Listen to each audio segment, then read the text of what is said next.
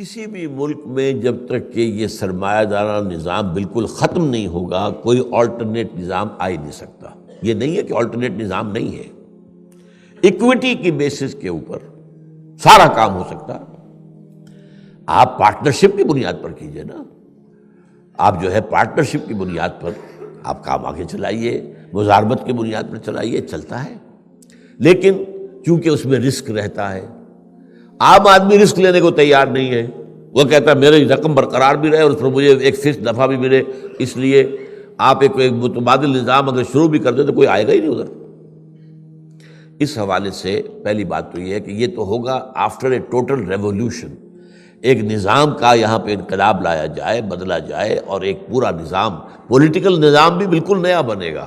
جیسا کہ میں نے حوالہ دیا تھا، میری کتاب پڑھیے آپ، خلافت کی حقیقت اور اس کا نظام عصر حاضر میں کیا ہوگا، سیاسی کیا ہوگا، معاشی کیا ہوگا اور معاشرتی کیا ہوگا۔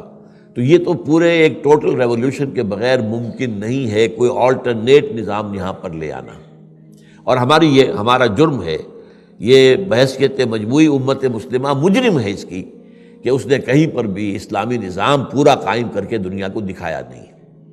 یہ جرم ہے جس کی وجہ سے اس وقت ہم ذلت میں ہیں۔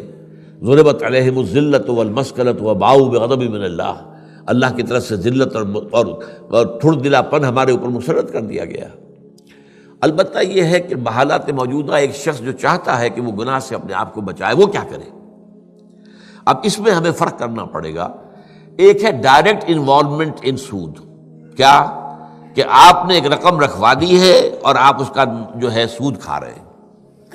جیسے آپ کو معلوم ہے ہمارے ہاں بہت سے لوگ وہ ریٹائرمنٹ کے اوپر انہیں گریچوٹی ملی ہے، 15-20 لاکھ مل گیا ہے، وہ جا کے بینک میں رکھ دیا، اب وہ ماہانہ اسے وہاں سے لے رکھا۔ یہ سود، یہ چٹا سود ہے، کھرا سود ہے، پکا سود ہے، حرام حرام حرام حرام۔ دوسرا یہ کہ آپ بینک سے رقم لیتے ہیں اپنی دکان بڑھانے کو، اپنی بلڈنگ اونچی کرنے کو، اپنے کاروبار کو وسعت دینے کو، اور وہاں سود دیتے، یہ بھی حرام حرام حرام حرام۔ یہ تو ہو گئے ڈائریکٹ انوالومنٹ ان سود۔ ایک انڈائریکٹ ہے، انڈائریکٹ جو آپ نے کہا پوری ہماری معیشت کا جو ہے نظام سود پر ہے، ہماری حکومت سود پر چل رہی ہے۔ اب ایک سرکاری ملازم وہاں سے تنخواہ لے رہا ہے، وہ براہ راست سود میں ملوث نہیں، انڈائریکٹلی تو ہے۔ انڈائریکٹ سود تو مجھ میں بھی جا رہا ہے، آپ میں بھی جا رہا ہے، اور حضور کی ایک حدیث یہ ہے کہ ایک وقت آئے گا کہ کوئی شخص سود سے اگر بچ بھی گیا تو سود کے غبار یا دھوئیں سے، دخان یا غبار سے نہیں بچ سکے گا۔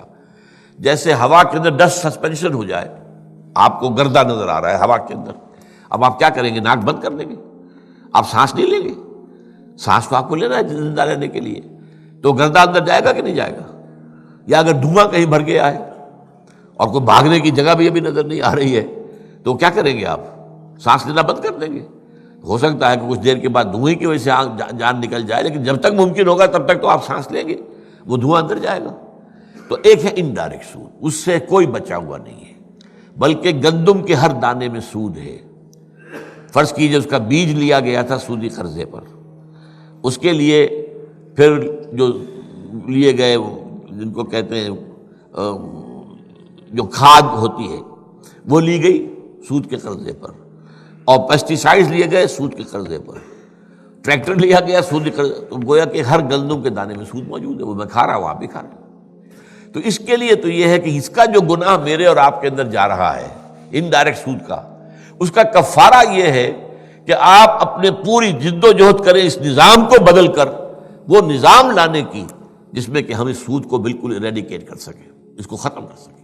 یہ کفارہ ہو جائے گا، یہ جد و جہد آپ کی، اس میں جو آپ وقت صرف کریں گے، اس میں محنت کریں گے، اس میں جو آپ اپنے مالی ذرائع صرف کریں گے، یہ سب کفارہ بن جائے گا اس گناہ کا جو ہمارے اندر جو ہے سود جا رہا ہے، انڈائریکٹ سود۔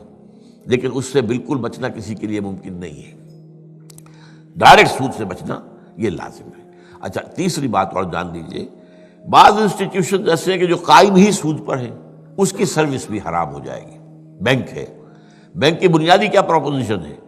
ایک تو یہ ہے کہ ایک ہے ٹیکسٹائل مل ہے، اس نے اوور ڈرافٹ لیا ہوا ہے، وہ سود دے رہا ہے، یہ ٹھیک ہے، یہ اس کا اصل بزنس نہیں ہے۔ اصل بزنس تو یہ ہے کہ وہ دھاگے سے کپڑا بنا رہا ہے، لیکن اس میں اس کی جو ہے اس نے اوور ڈرافٹ لیا ہوا ہے۔